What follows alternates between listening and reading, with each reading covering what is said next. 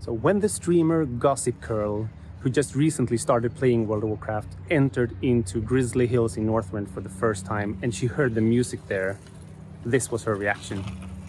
You guys ever been to Colorado?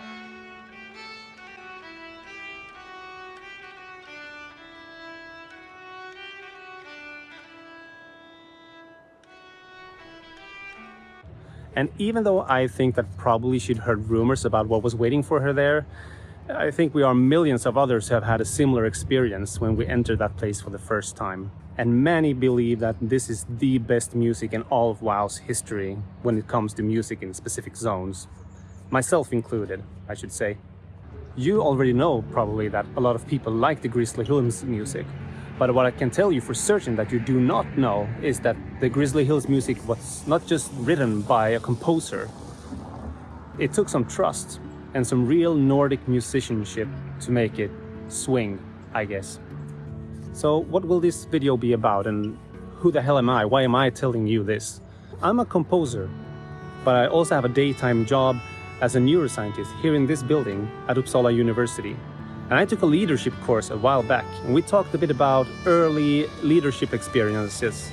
And I mentioned that I had been a raid leader and a guild leader in World of Warcraft. And they said, we have a colleague who has recorded music for World of Warcraft. And obviously that got me excited. But when they told me that she plays the traditional Swedish instrument nyckelharpa, it just blew my mind, because I knew immediately which track they were talking about. The musician's name is Cajsa Ekstav. Just the fact that her last name means oak staff in English makes her perfect for World of Warcraft music. I wanted to approach her to ask for an interview, and it turned out that I didn't have to go very far, because she works in the building just next to mine, this building. And she said yes, and I met her and the guitar player Roger Tallroth at a black box theater here in Uppsala to talk about how and why the Blizzard audio team approached her. How did they even know that she was in the US? And I was of course most curious about what was her role in creating the most popular music theme in WoW history. And it turned out that the length of a bow can change game music history. I also wanted to know what her experience with Blizzard was, with the other composers, Edo Guidotti and Russel Brower, of course, who officially has written the Grizzly Hills theme, and Glenn Stafford. And in a short midsection, I will also try to put Totems of the Grizzlemaw, also known as the Grizzly Hills theme, in context of why it is, or at least why it was, sort of a rare gem when it comes to MMO music.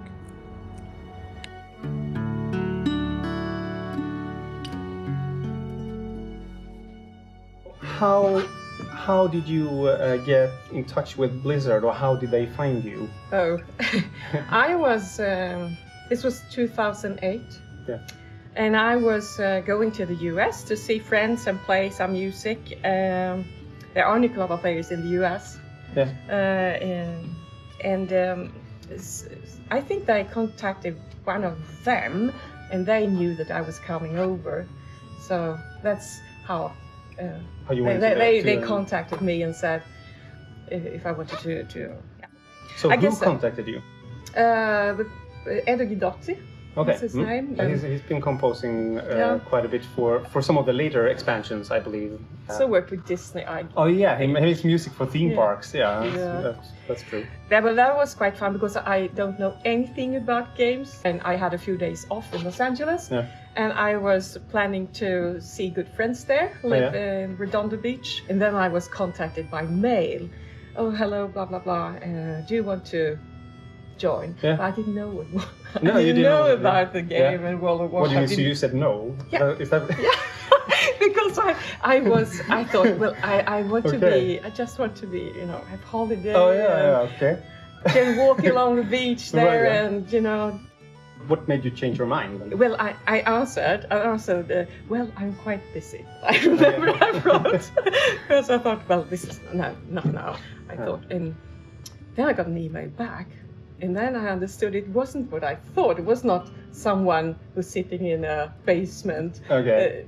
this is something bigger in some way. So because he also said, well, I'm working many years with Disney. Oh yeah. And then okay. I thought, oh, what is this? Yeah. He pulled his CV card. Yeah, a little bit. Okay.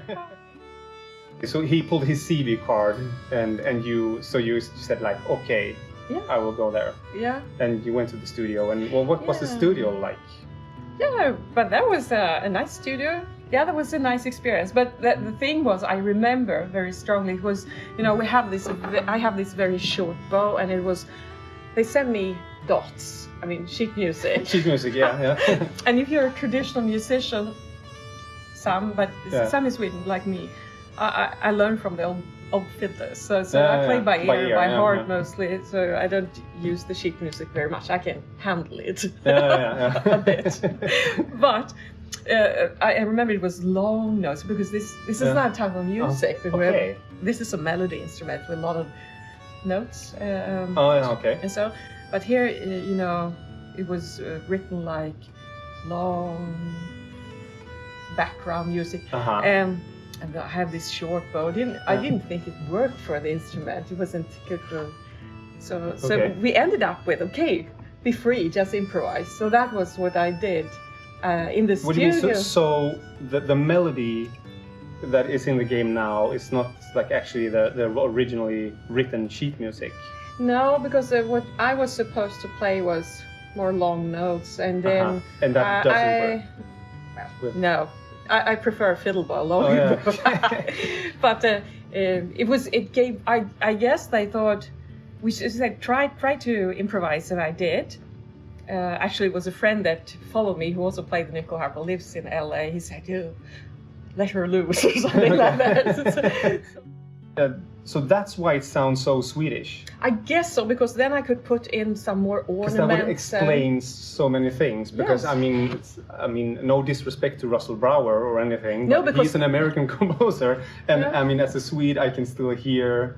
It's really weird that an American composer would write something that is so typical Swedish. Typical Swedish tradition, because there are so many ways of coloring melody when you're a fiddle. I mean, it's for everyone, like Irish musicians and fiddlers. Yeah. So, but I mean, that means that in a way, I mean, like you have written the theme. Really. No, I wouldn't say that, but. No, I maybe parts of it small. I mean, it's a long. Yeah. I'm not playing all. I'm just saying that if the sheet music was long notes and we're playing short notes, the theme is definitely short notes. It's not long notes. They also echo the theme with a clarinet in the end, as well. Mm-hmm. So I mean, they must have liked it a lot. But there was no discussion about that you should be added as a composer for the. No.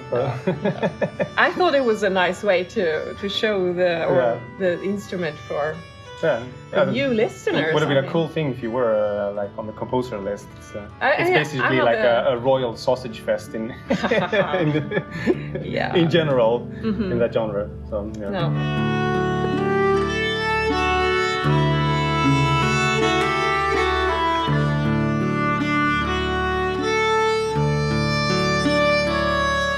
You also went back like 9 years later. Yeah, in fact I did. 2017 I was contacted again. It was a new, what do you call it, a new... Expansion. Yeah. And what's the name of that? Battle for Azeroth, I believe, Yeah, because I found you there in the credits. Yeah, I did some recordings in December 2017 it was. So why not go to LA in December? Because it's quite dark and cold here in Scandinavia. Yeah. So I can't remember that I any nyckelharpa from that expansion, from that the original soundtrack. But maybe there's someone out there who can help us find it. It might also be in a cutscene or something. I don't know, but I couldn't really find it. But did you find me on the credits there? Yeah, I did. Yeah, so maybe I'm somewhere. Yeah, you should be in there somewhere. Maybe they put a reverb on you and just an ambient. Exactly, tone. just one note. Yeah, exactly. This time we'll make her play a long note. Yeah, exactly.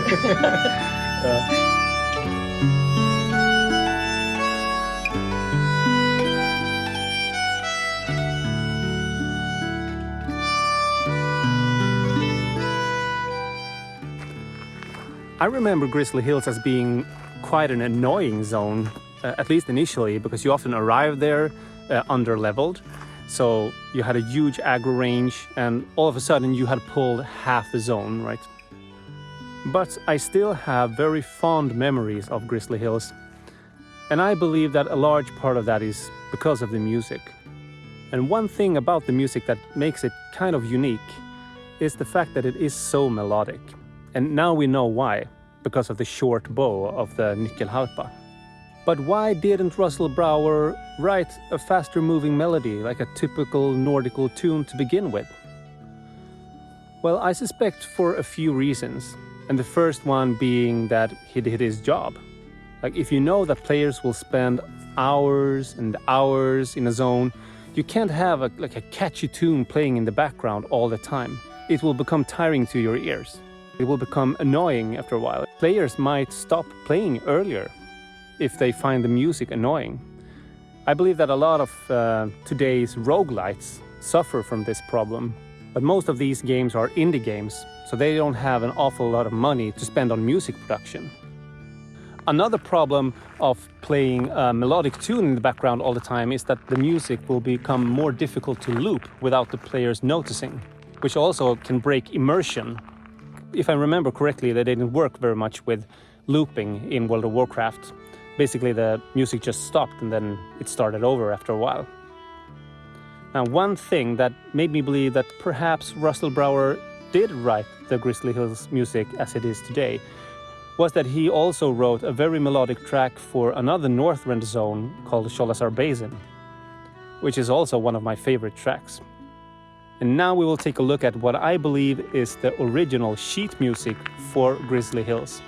And we will also look at pictures from the studio where the Grizzly Hills music was recorded. And we will also look at pictures with Cajsa when she met the composers Edo Guidotti, Russel Brower and Glenn Stafford. Here you are in the studio, and here you are sitting with sheet music. Yeah. And you say you don't really, I can really tell from the look on your face that you don't read sheet music a lot. I'm just so concentrated. Yeah, it's like, what is this? Yeah. Yeah, exactly. And if we zoom in here, I mean, it sure looks like there's there are long notes here. I don't see any like 16th notes or something like that. No. It's like really long. And here we have Russel Brower. Yeah. And he is wearing your nyckelharpa. Yeah, it looks really good there. I both. Do you think he carries it well? Yes. Okay. Yeah, exactly. Because you see, he had the arm over this tail, and yeah. And here we have Glenn Stafford. Yeah. I believe with See, also he wearing. can also play nyckelharpa. Yeah, exactly. Everyone can play nyckelharpa. Yeah. We'll see. And how was he to work with? Also, you really previously nice. said that Russel Brower here, who was a really nice person. Yeah, and so was he. Yeah. So, I mean, I just have nice, good memories from that day. Here we have the guy who contacted you, right? Yeah, that's Edo. And do you still have contact with him, or? Yeah, we mail a lot. He was the one that contacted me when I went back there in 2017. So.